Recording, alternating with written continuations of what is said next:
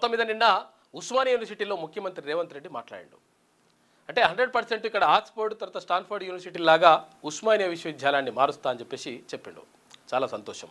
ఎందుకంటే నిజంగా కూడా గతంలో తెలంగాణ రాష్ట్రం ఏర్పడిన తర్వాత 10 సంవత్సరాలు పరిపాలించినటువంటి బీఆర్ఎస్ ప్రభుత్వం అంటే కేసీఆర్ ఒక్కసారి సెంటనరీ సెలబ్రేషన్ సందర్భంగా అంటే ఉస్మానియా యూనివర్సిటీకి 100 ఏళ్ల పండుగ సందర్భంగా ఒక్కసారి ఉస్మానియా యూనివర్సిటీకి వచ్చిండు కేసీఆర్. అది కూడా ఇక్కడ ఏది తార్నాక కాడ ఉన్నటువంటి ఒక గోడను పగలగొట్టి అక్కడ నుంచి ప్రత్యేకంగా ఓ దారి వేసి రాష్ట్రపతి వచ్చిండు కాబట్టి తప్పనిసరి పరిస్థితుల్లో వచ్చిండు.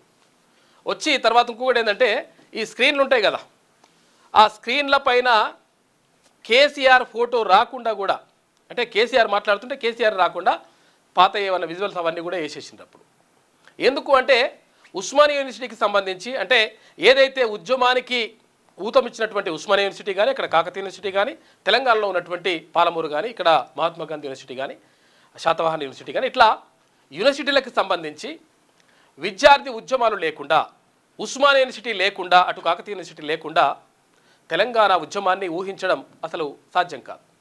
అయితే ఇటువంటి చైతన్యం ఉన్నటువంటి యూనివర్సిటీలను మొత్తం కూడా ఆల్రెడీ చంపేసిండు కేసీఆర్. చంపేసి ఇంకా బొంద పెట్టేటువంటి ప్రయత్నం ఒక్కటే మిగిలి ఉండే, బొంద ఒక్కటి పెట్టలే అంతే. ఇంకా అయితే మొత్తం మీద ఇట్లా నిర్వీర్యం చేస్తూ ఇక్కడ అసిస్టెంట్ ప్రొఫెసర్లు అసోసియేట్ ప్రొఫెసర్లు తర్వాత ప్రొఫెసర్ల పోస్టుల భర్తీ చేయకుండా తర్వాత సరైనటువంటి నిధులు కేటాయించకుండా ఎవరైతే పరిశోధకులు ఉంటారో పిహెచ్డి స్కాలర్స్ ఉంటారో వాళ్లకు అంటే ఉమ్మడి రాష్ట్రంలో నెలకు ఒక 10,000 రూపాయల చొప్పున వీళ్ళ పరిశోధనల కోసం వాళ్ళు అధ్యయనం చేయడానికి అక్కడిక్కడ ఇప్పుడు ఒకవేళ సైన్స్ అనుకో ఆ సైన్స్కి సంబంధించినటువంటి పరిశోధనలు చేయాలంటే రకరకాల ఖర్చులు ఉంటాయి.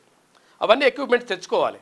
తర్వాత ఇప్పుడు తెలుగు వాళ్ళు కానీ లేకపోతే ఇంకొక డిపార్ట్మెంట్ వాళ్ళు కానీ ఒకవేళ చరిత్రకు సంబంధించినటువంటి ఎవరైతే పిహెచ్డి స్కాలర్స్ ఉంటారో వాళ్ళు అధ్యయనం చేయాలంటే వివిధ ప్రాంతాలకు వెళ్ళి అక్కడ ఉన్నటువంటి పరిస్థితులను తర్వాత అక్కడ ఉన్నటువంటి వాటన్నిటిని కూడా పరిశీలించాలి, తామ్ర శాస్త్రాలను వెలికి తీయాలి. ఇట్లా ఇవన్నీ తీయాలంటే ఏం కావాలి? డబ్బులు కావాలి. ఎందుకంటే నెలకంతో ఇంతో అక్కడ పిహెచ్డి స్కాలర్కు ఏది అక్కడ స్టైఫండ్ ఉంటే మినిమం ఒక 10,000 రూపాయలు ఏపీ అంటే ఉమ్మడి రాష్ట్రం ఉన్నప్పుడు ఓ 10,000 రూపాయలు ఉండే.